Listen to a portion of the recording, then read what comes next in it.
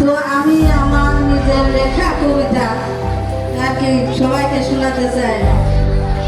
কবিতা আমি দেখেছি 2024-এর স্বাধীনতা, ছাত্র জনতার রক্তে রাজপথে রাঙিয়ে লাশের উপরে দিয়ে রাজ্য টিকাতে এক নৃশংস নিষ্ঠুরতায় চলেছে সন্ত্রাসীরা।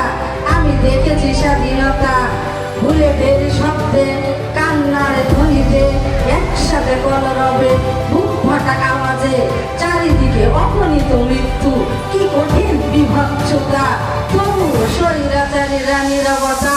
আমি দেখেছি স্বাধীনতা পিতা মাতাকে ওয়াদা করে এসেছে যুদ্ধের ময়দানে, যদি আমি না ফিরি আমার লাশটা যেন ওখানেই রাখি, জীবনের বিনিময়ে যদি দেশটা বাঁচাতে পারি তবেই হবে সার্থকতা।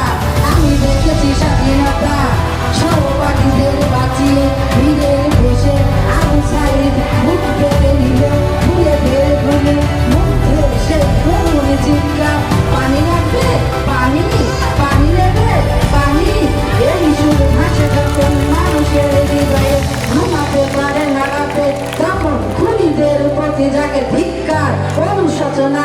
আমি দেখেছি স্বাধীনতা শহীদদের লাশ নিয়ে কাঁধে মিছিলের সারিতে, জুলুম শাসকের পদত্যাগের দাবিতে স্লোগানে লাখো জনতা। আমি দেখেছি স্বাধীনতা রোদে বৃষ্টির